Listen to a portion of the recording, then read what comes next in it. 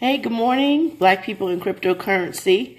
We're getting started this morning. We're going to have our guest, Saritta Hines, who is CEO of TrustaBit, a blockchain startup, is going to join us shortly.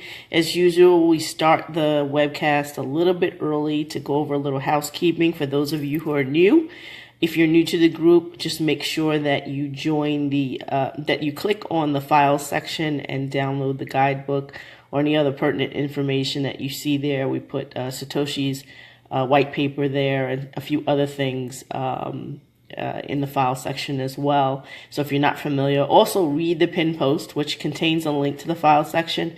It also contains a link to the video section so that if you're in a web browser, especially accessing the group, you can actually see some archives of all of our live streams in the past. The ones that we do inside the group, we have a tendency to hold for just a little while to give the benefit to the group, people who've joined the group, to actually act on these interviews. We don't want it to be so much of a show, which is why we do live streams as opposed to edited interviews that kind of look a little better.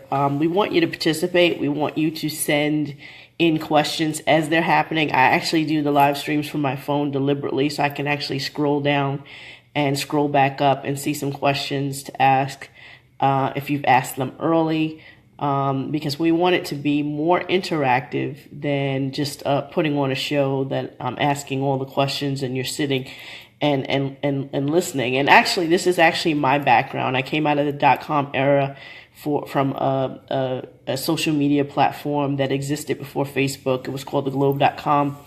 Many people were confused by the movie Social Media and thinking that MySpace and Facebook were the first of that line of community sites when they were actually the end, which is interesting for this dynamic because we're seeing a lot of early risers and we're rooting for them, but we're so early in the game that those who start might not be at the end, and we're hoping that our community, where we start out in the beginning, that we have staying power, and then we continue on from decades to come. But in any case, I say that to say that a lot of times we were one of the first to do celebrity chat interviews, and ours were not video. It was like, in a chat room, and we'd have a celebrity on the telephone, and we'd have a typer for celebrities, and then one of us, myself or one of the other producers, was asking questions, but we always looked to the community. We did not actually want a lot of the questions coming from us because when you have a fan base or interest base in something, your questions should be heard. So I am looking as much as possible. Sometimes I get to hit finish on the video, and when I go back to the group on the web, I see some questions that I did not see. So sometimes there's an imperfection in the system, but if you're watching, we don't want you actually to sit and feel that you're just watching a show and you're not being interactive. We want you to pose the question. So Saritta will be joining us soon. We're fortunate in that, our platform was probably as far as I knew, the first to deliberately, almost exclusively focus on people of color. So if you have not checked our archive section, I know that I just launched the YouTube channel. Not all the videos, interviews are there. Not even all of our tutorial videos are there, but they are in this group. When we click finish, we hit save. Facebook is not exactly the best place to store things because even if you go in the video section, there's no real way until you click on the video to see what the topic is and figure it out. But one of the things that's important is of the guests that we have had, all of them have been very open, and they have said, if you want some type of mentee relationship, even if it's, I'm very busy and you just want to email me now and then, a great way to, if you have a project idea or some type of thing you're working on, is to get that mentor that people sometimes complain that is lacking in our community. I was on LinkedIn the other day, and I didn't even comment on it, but somebody in my network just had this long drawn out thing about how in the Black community it's so hard to get a mentor that is an executive or has made some inroads into a particular field, and those who are just starting have a sense of feeling left out. Yeah, so we're going to do the backup plan. If you don't see it, I'm going to call you directly. So as I'm talking, I'm going to set up the Facebook Messenger so to call you directly. Thanks for sending me a message, Saritta. So while I am going into my messenger, we encourage people who are doing the videos, who are doing the interviews and videos, they leave some type of contact. If you got a chance to see the Tim Akimbo interview, he actually said, the best way to contact him, and that he was willing to help anyone in another country outside of Nigeria who wanted to set up an exchange.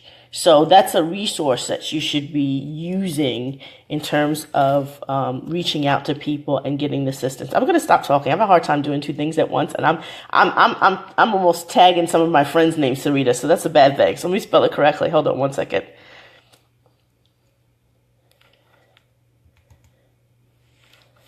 Okay, and so I'm gonna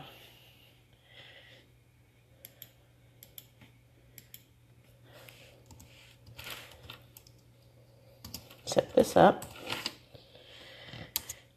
We've had some issues with Facebook when we first got started. They were allowing us to do these type of go full screen. Open the messenger. They were allowing us to do this kind of face-and-face type videos, and they've kind of pulled it from the web a lot of times, and phone apps are not necessarily allowing us to do this. So we've worked this hack around that I just call the guests, and you don't have to look at me anymore, which is great. You can look at them, and I can still see the questions as they come on the screen. So let's give Saritta a call. Let me reverse the... Okay.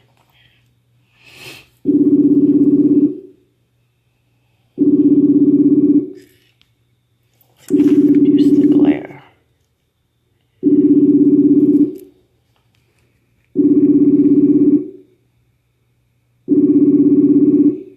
And Saritta, if you're watching, I'm actually calling you. Hi, how are you?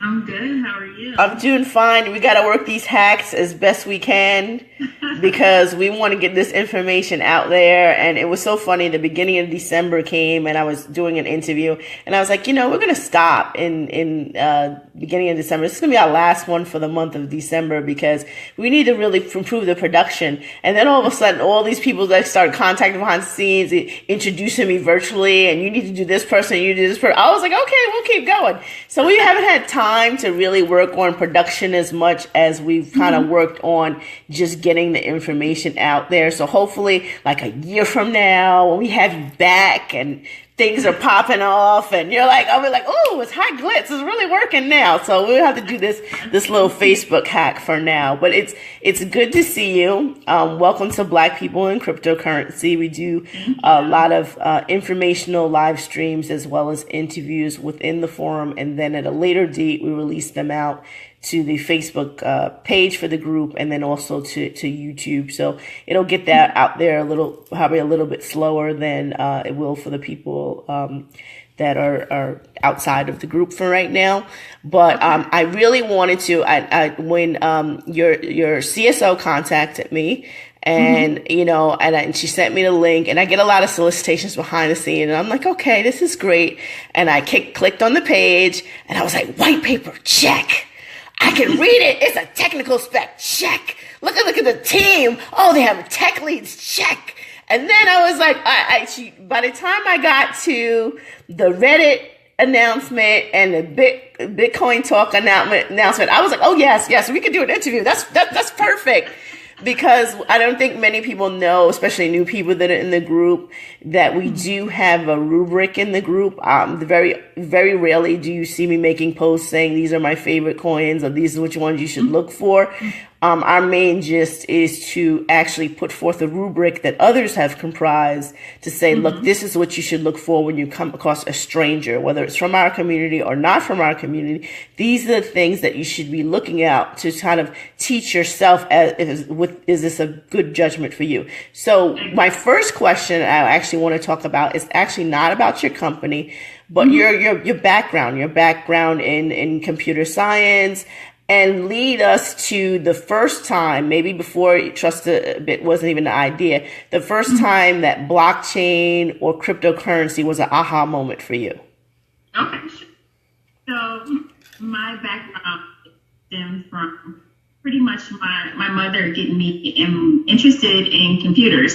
So she brought home like an Apple IIe computer, and I immediately broke it, disassembled it, and she didn't get mad. She just said, fix it. So it took me 2 summers to fix it, but I fixed it. Wow. So that was pretty much the foundation of it. And then after that, I just kept building on it. And then I went to college for it. I graduated from University of Detroit Mercy in Detroit, Michigan with my Bachelor in Science in Computer Information System. I went to the Navy as well, and I studied cryptography. So that's kind of how that led into a little bit with blockchain technology. And then how I got into the blockchain technology is that, one year I got tired of paying that high cable bill. So I was trying to figure out how to cut the cord just like everybody else. So I went onto these different forums and everyone was talking about, well, pay me in Bitcoin. So I'm like, well, what's a Bitcoin? So I started going down this rabbit hole and I'm like, wow, this is this cool thing. So I decided to build a mining rig because it looked so interesting. So I ended up building a mining rig for Ethereum. Now, if you've ever built a mining rig, it looks intimidating, but after you build it, it just kind of sits there. So after it was just sitting there, I'm like, well, I need something else to do. So, me and Blair, we were talking, it's like, how can we actually use the blockchain technology not in a finance way? So we just at first we thought about like maybe doing an escrow company. And then we would just thought about, okay, maybe we should try something with the airlines. And then we would start looking at the pain points within the airline industry. And we came up with like flight delays and cancellations, and then how we can automate that process with blockchain. And that's how TrustaBit came. Wow. So were you at the time going to a lot of blockchain conferences? I mean, this is not something, blockchain wasn't something outside of the white paper that there's any formal study for. So how did the two of you, Blair, your CSO, and yourself, how did you kind of educate yourself and get yourself up to speed in the specifics of blockchain? I read so many, the first thing I read was Satoshi's white paper. And it made no sense to me once he started talking about like the math and nonsense and Merkle trees that like went over my head. So I'm like, I need to go somewhere to get like a better understanding. And honestly, it took a while for me to just get that simple question asked, what is blockchain? And once I got that foundation, it was like, okay, that became my aha moment. Like, I get it. So now I can build on top of this. But I went through so many forums, and I think it's like a blockchain for geeks. That's really good because they break it down so you can, nice infographics so you can understand it and then be able to relate it to real world applications. Okay. So Blair is coming out of Apple, and you worked at a number of companies. I looked at your LinkedIn page. So you were everywhere from Texas to Atlanta to San Diego and everything like that. But how did you recruit and get the rest of your team in order? What was that process like? I was just in their DM and I said, hey, listen, I have this really good product and this is a solution, come join me. I really think that we can disrupt this technology. There are a few players in the game, but they're not out there like we could be. So do you want to do this? And I got a lot of no's. I got a lot of people who didn't respond to me, just didn't say anything. And then the ones that did reach out, I talked to them and just listened to my conversation and my game plan, and they were just ready to go. So explain what TrustaBit is.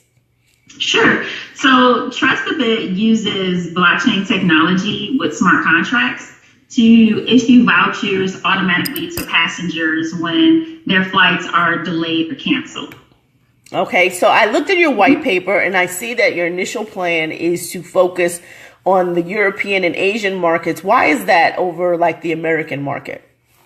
Surprisingly enough, in the United States, there are no rules governing flight delays. So they can delay your flight for 3 hours and they don't have to give you any compensation for it. But in the European Union, they've established EU Regulation 261, which states that if your flight is delayed for longer than 3 hours and greater than X amount of miles, they have to compensate you. So that made it a perfect fit that the EU would be our primary market, with the U.S. and with the U.S. and the other markets being our secondary market. Yeah, and I think this is important why people should actually read the white paper. I've not fully gone through your white paper, but that stood out to me because at the time that Blair was inboxing me, you're talking about DMing you, and that's why there was some complaints early in the group that people were being solicited behind the scenes, and I was like, I don't have a problem with that, because sometimes it's the only way you find out what's going on if someone's making some outreach. And she didn't know this, but at the time that she DM'd me, I had just come back from a delayed flight from Orlando, that recent Friday snowstorm that affected places like Atlanta and stuff like that. Although it wasn't snowing in Orlando, our flight out of Orlando was something like 6:53, and we left at 10:30.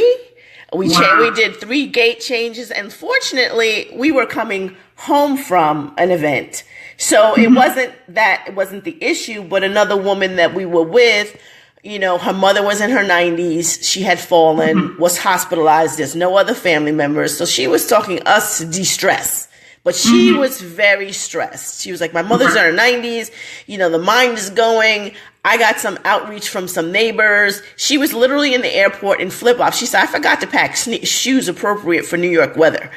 Oh, wow. And so you have that kind of angst from even American travelers, especially if you're trying to meet a flight to go on a cruise or something like that. But in this case, she was meeting a flight to go with an ailing mom in a hospital. And I just realized that, while that plane really did take the FAA approved shortcut and get from Orlando to New York in an hour and 50 minutes versus 3, she was still extremely delayed and extremely stressed as to the condition of her mom in the hospital. So that's something that maybe us as a customer base can actually take back to our politicians to say, look, there should be something, we realize that airlines are in it to make business, but there should be some type of compensation that kind of mirrors what's going on in in Europe and in parts of Asia.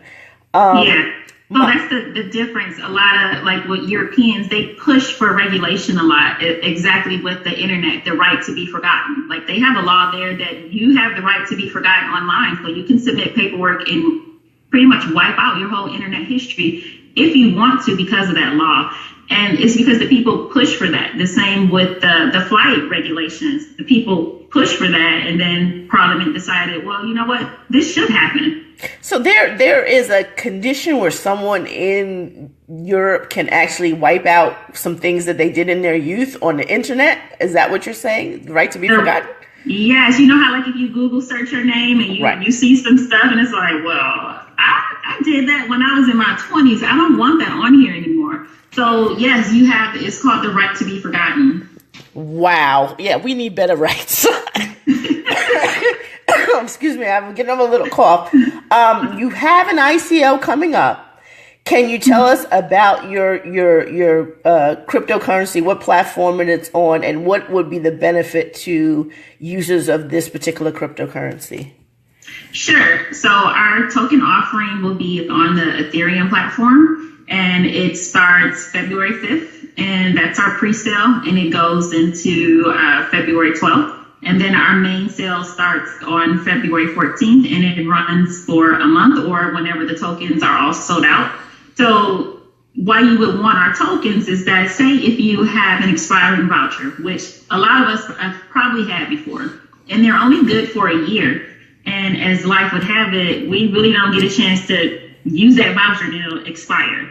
So what you can do is you can come onto our platform and exchange that expiring voucher for tokens with another user for our tabs. Now, when you're ready to fly again, you can come back onto our platform and look and search for someone else's expiring voucher, exchange it for our tokens, and then you can go ahead and take your flight. Wow. So almost like an exchange platform of these types of vouchers so that you can actually use it when you need to use it. Okay. Right. Now, some vouchers, we'll have a list of the airlines and how, like, the rules for each voucher. So, of course, some vouchers would be more expensive than others because they're a little more flexible. Like, for instance, Qantas, they have a fully transferable voucher. I can transfer it to you, no issue. Now, someone like KLM, they'll say, well, you need to have the same last name as the person who originally booked the ticket, or you need to be flying on the same flight as the same person who booked that ticket. Now, that's going to be up to us. And, one of the challenges in our system, and it's written in our white paper as well, to say that we're going to be pushing that adoption and awareness with the airlines, because some of the reasons that they cut off fully transferable vouchers is because of the security risks and how they track them. But we want to be able to show them that once you put these vouchers on the blockchain, that's one of the great things about the blockchain, is that it's just one single truth of record. So now you'll be able to know who issued it, who used it, and no one can ever change it. So once you have that solid information, there's really no reason why this voucher shouldn't be fully transferable. Okay. So how is your pending ICO managing itself in the midst of the stipulations involving know your customer and anti-money laundering regulations? Very carefully. So we are actually working with our lawyers right now to try to figure out how we can have individuals in the U.S. who aren't considered high net worth individuals participate in our ICO. So what that means is that by the U.S. saying that they want to say that the ICOs are considered securities, and a lot of us try to say, no, we have a utility function within our platform. So what that means, that if they say you're security, you need to register as a security, and that means that only people who make, let's say, $500,000 a year or more can invest in your company. And that cuts off a lot of people in the whole United States. So that's why sometimes when you click on like ICOs and you want to donate, it says check this box to make sure that you're not a resident of the United States or China. Okay. So I'm just looking at my notes for a quick second. Aside from ICO investments, do you have any other outside investors in your platform? Or are you doing some of the traditional angel investing or other types of VC funding, or are you just trying to concentrate on the ICO? We're open to both. So right now it's just pretty much like our personal funds and 401ks that we're going through, and then family members. And then we also have some potential VCs who will be interested in us, but we have to pretty much wait that out and see where they're coming from. And because a lot of times they want equity. So we need to figure out how we want to deal with that aspect of it. Okay. Now you're building out your platform on Ethereum, and Ethereum just had an incident. I guess it was last week, with their network being slowed because of the kind of craze over buying these little kitties and raising them. I mean, I don't knock the crypto rich and their little ways of spending their money. But is that a concern for you, looking at it from a business owner, and such as, okay, I have a viable business. What if the next craze in 2 years from now we're on the way is passion puppies and there's a problem for me? I mean, how is the communication between Ethereum and the ERC token creators in terms of letting them know about improvements to the system? What is that like? So that is a valid point. With our token sale, we're kind of at the mercy of that. We were just like pretty much hoping that it won't slow down our token sale too much. But our actual platform itself will be on Hyperledger Fabric. Okay. And that's different than Ethereum in that it's a private network. So the airlines, they don't have to worry about someone creating the next crypto puppy or crypto fish and everyone spending all their Bitcoins or whatever, slowing down the network. Okay. So then, is there any consideration of going to the genetic legacy of Hyperledger and skipping like Kickdig and going over to Stella Lumen's smart contract platform, if need be, since they kind of are the fork of Ripple, who are created out of Hyperledger. I mean, you keeping your options open, or is like I know, I'm a big fan. I've been following the Hyperledger project for a while now, and I really like the foundation of it and just the different companies that's backing it. I mean, you have IBM, Fujitsu, and like at least other like 80 other big companies that are using their brain power to program and make the Hyperledger project, specifically Fabric, improve. And there's always more improvements with that. So it's not just they just created this blockchain that's just sitting out there. Like they're always making improvements to it. So a lot of times when I talk to people about Hyperledger Fabric, like the real purists, they feel like, well, that, you know, you shouldn't have that. It's not really open source, and the enterprise, the companies will come and, you know, make it their own. But at the end of the day, enterprises want to get in on this too. And someday your company will probably be an enterprise. And what about all of your data, your sensitive and proprietary data that you don't want out there for the public to see? How do you permission that off? Now, what advice would you give to anybody else that's considering a blockchain solution or a cryptocurrency project? You know, maybe some mistakes that you made. I mean, you mentioned Block Geeks, but any other places that you advise people to kind of do their own research while they can to get themselves up and running? I would say like Block Geeks is good. Don't pay too much attention to the people in Bitcoin Talk. .org. It can kind of it'll dissuade you a little bit, but you know, it's hard to sift through the people who have good advice there. But definitely go there and read and see how people are promoting their projects, because in the beginning I had no idea how to even promote an ICO, what a bounty hunter was, what a campaign manager was, what an announcement was, any of that. Or the fact that I mean, I knew what a white paper was, but I never knew like how technical it should be and how polished it should be. So always look and see what others have done before you and how successful they were. And always look at the ones who messed it up and see where they messed up at. And then you can improve on that as well.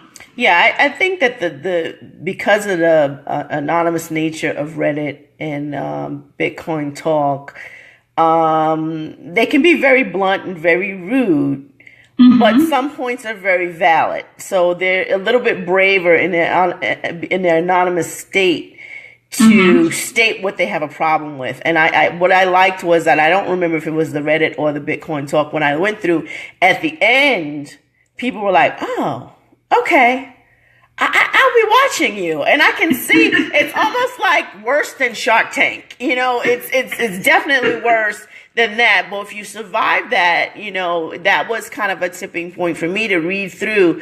Okay, let's see how they're handling these questions. They have answers, and then what they, you know, at the end of the day, what they really said was that you really knew your market, and that's very important, of knowing the market and figuring out a problem-solving issue, which we love to see, that, you know, you're just not creating a coin for coin's sake, but there is a solution at the end of the day that's being resolved or being improved, a situation being improved upon. So I'm actually looking to the group now. Anybody that's watching right now, if you have any questions, you should be seeing my co-admin is actually putting up comments as we're talking.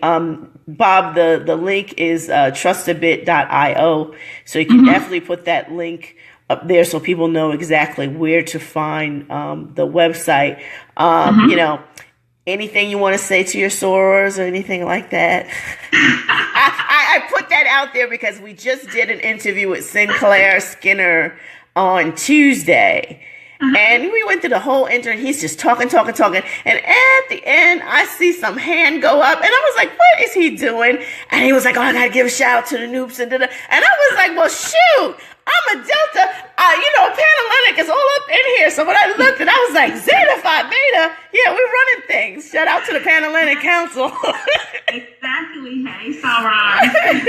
So I was like, oh, maybe I need to pay greater attention and give equal play. I was just trying to keep it strictly business. He was like, no, we're not going out like that. He was like, I know my people are watching. So that sort of thing. So one question, what are bounty hunters? Okay, that's a good question. So bounty hunters are the people that you need to, I would compare them to, how can I put this? So they're the people, if you look on like Bitcoin Talk and they have like a signature, under someone's name, and it may have like TrustaBit blockchain for flight delays, and they'll have like links to like our white paper or anything like that. So that's called a signature campaign. So what it is, I set aside like 3% of our tokens, and I pay that to the bounty hunters. So they have to do certain tasks. So you can get like tokens if you retweet like one of our tweets, if you like a Facebook page, or if you do certain tasks, you get tokens for that. And that helps to spread the word across all social media networks. So they're doing that across Facebook, Twitter. They don't do Instagram. We do Instagram personally. So it's Facebook, Twitter, Reddit. We do Medium personally, and Bitcoin Talk. Now, did they approach you, or did you have the metrics that's like, this is what we want our bounty hunters to do? Or did some people solicit you and say, this is what I do? No, I solicited them. So that's one of the things I was saying. Like, you really need to see what people are doing. And if you go look at all of those announcement threads, you'll see that all of those are run by bounty hunters. They pretty much they help you manage the community. Okay. And you definitely need that. If you're putting anything on Bitcoin Talk and you're trying to promote your token outside of Bitcoin Talk, if you're trying to do it like across all social media platforms, it's kind of hard, because with the bounty hunters, they're probably like in the Ukraine or like Eastern Europe, or, in different parts of the world, and they're able to retweet that. So what they also do is that they'll translate your white paper for you in natural language. So you're going to need your white paper translated into Russian, into Arabic, and into different languages, because if you don't, you're leaving all of that money on the table. Right. So what's the difference between that and a campaign manager? They're pretty much the same. You just use that interchangeably. Okay. Any other questions from the group? We got a lot of like thumbs up. I think a lot of people that are in the group have some conception of some things that they want to do, and they don't know about how to do it. So again, as a reminder, the TrustaBit ICO is coming up in February. Was the pre-sale first, and then the ICO shortly after. Right. So we'll definitely be on the lookout for that. ICO. The first thing is find a reason find a utility for your token. That's the main thing. Like, you just don't create one just to create one, because they'll know if it's a scam, and you'll be called out real quick. Exactly. So I don't see any more questions. You definitely provided us with a wealth of information. How's the best way that people can reach out to you? Our website is perfect, which is www.trustabit.io. And if you want a faster response, I'm always available on Telegram. It comes like really instantly to my phone.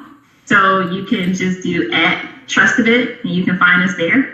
Okay, on Telegram. I haven't really started using Telegram yet, but I think we may sometime in the future kind of ensure our likelihood of surviving by having a channel on Telegram. Telegram, that's a way to have like all of your like serious, like the people that are like really serious about your project, they can get with other people who are serious about the project and just ask questions like, well, what happened on this date, or what's the token price, or what are you guys going to do? So that's where like a lot of like the investors are. They're always on Telegram. On Telegram. Okay. So Saritta Hines, thank you so much for taking moments from your time to explain what's going on with your company, to explain the instrument. We're getting some thank yous coming through also from the watchers. And we wish you the best of luck. We're definitely going to be following closely, and hopefully we'll have you back on sometime in the near future so that we can get a recap of this is where we are. We're in this country right now. And, I told Blair White, your CSO, that I was so happy to see a woman CEO. This is my first interview with a female CEO. It's always, in technology is always kind of a lonely space in terms of gender parity and that sort of thing. And I love the diversity of your staff is representing all over the place. And so in terms of their knowledge base being on point, but in terms of the diversity, it's a wonderful thing to see. It's a shame that it's such a shocking thing to see. It should be more normal. You need that. You need that because, I mean, all of us bring a different perspective, and I want to be able to build a product to include all of those perspectives because I'm only looking at it from one way, and I would build it how I would like it. So I need different people from different backgrounds on my team so they would tell me how it would affect them and how I can, tailor the product to for their needs. Awesome. Well, we wish you the best of luck. All right. Yeah. Wait, hold on. If someone wants to be a bounty hunter, how do they sign up? Okay, so if you want to be a bounty hunter, so if you approach me like on Bitcoin Talk and say, hey, Saritta, I want to be a bounty hunter, I would look and see how active you are on Bitcoin Talk. I would look at how many posts you've already posted, and I will look at the quality of those posts. I do understand like some people like this would be their first time doing it, but I can spot a spammer from like a mile away. Mm-hmm. So if you're just posting like just random things just to post it, then I probably wouldn't do business with you. But I would say go look at some of the more popular bounty hunters. It's a lot of work, but the pay is really good. Like they get paid in ETH, like a nice amount of money, like maybe $4,000 to $5,000 a month just to be a bounty hunter. But you really have to track those people that's signing up to your campaign. You have to keep a updated Google spreadsheet. You have to make sure that their accounts aren't bots and that they're actually posting quality content. But if you have the time, it's definitely worth it. It's a growing market. Just go on Bitcoin Talk. People are always looking for bounty hunters. Yeah, I think there's a property that's going to be coming out soon. I kind of ran across it when I was scanning Ian Bellina's page because I think he's an advisor on this organization called the Pareto Network, which has yet to, they're in pre-sale, I think.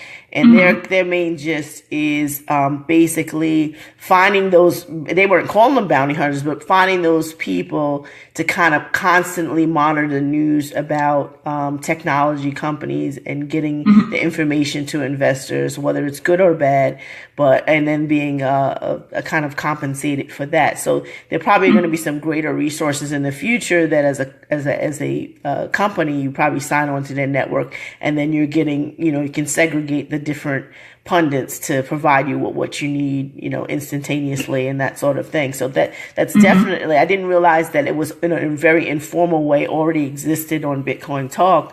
But it's important that information as fast as you can get it to move forward is critical to the development and promotion of your business. So good luck and thank you for spending time with us. All right. All right. Thank you so much.